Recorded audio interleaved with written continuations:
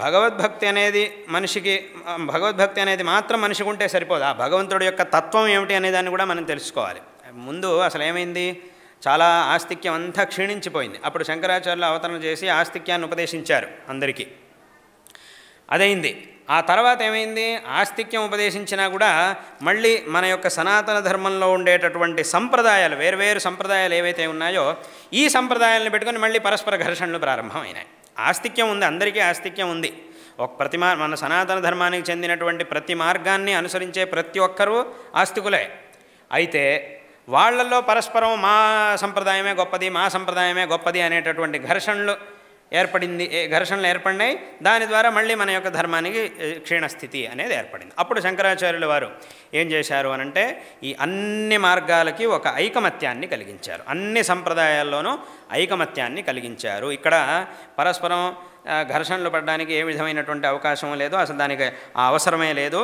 ఆ పరమాత్మతత్వం అనేది ఒక్కటే అనేటటువంటి విషయాన్ని శంకరాచార్యుల వారు ఉపదేశించారు. అంటే దీనికి ఒక ఉదాహరణ చెప్పాలి అనంటే, మన యొక్క సనాతన ధర్మం అనేది ఒక పుష్పహారం, ఒక పూమాల. దీంట్లో ఎన్నో విధమైనటువంటి పుష్పాలు ఉన్నాయి. ఒక్కొక్క పుష్పానికి ఒక్కొక్క గొప్పదనం ఉంది. దాంట్లో ఒక్కొక్క పుష్పంలోనూ ఒక్కొక్క పరిమళం ఉంది, ఒక్కొక్క రూపం ఉంది, ఒక్కొక్క సౌందర్యం ఉంది. అన్ని పుష్పాల్లోనే ఏదో ఒక విధమైనటువంటి సౌందర్యం ఉన్నది. కానీ ఈ పుష్పాలన్నీ కూడా ఒక మాలగా ఏర్పడాలి అనంటే ఒక దారం ఉండాలి. దారం ఉంటే మాత్రమే ఈ పుష్పాలన్నింటినీ ఒక మాలగా మనం తయారు చేయగలుగుతాం.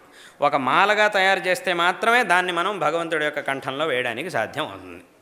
కాబట్టి ఒక మాలగా ఈ పుష్పాలన్నీ ఏర్పడాలి అనంటే ఒక సూత్రం, అంటే ఒక దారం అనేది ఎంతో ఆవశ్యకం. ఈ దారమే కనుక లేకపోతే పుష్పాలని మాలగా మనం తయారు చేయలేం. ఒక్కొక్క పుష్పం ఒక్కొక్క దిక్కుకి ఎగిరిపోతాయి అంతే.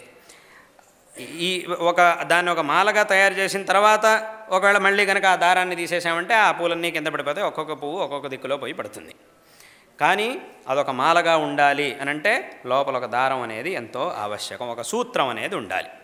అదే రకంగా మన యొక్క సనాతన ధర్మంలో ఉండే ప్రతి ఒక్క సంప్రదాయం ఇదంతా కూడా ఒక్కొక్క పుష్పం లాంటిది. ఒక్కొక్క దానికి ఒక్కొక్క విధమైనటువంటి పరిమళం ఉన్నది, ఒక్కొక్క విశేషం ఉన్నది. అంటే శైవం, వైష్ణవం ఇవన్నీ కూడా, శాక్త మతం ఇట్లాంటివన్నీ కూడా, ఇవన్నీ ఒక్కొక్క వైశిష్ట్యాన్ని పొంది ఉన్నటువంటి పక్షాలు, మతాలు. వీటన్నిటినీ కూడా ఏకం చేయగలిగేటటువంటి ఒక సూత్రం ఏది అనంటే అదే అద్వైత తత్వం.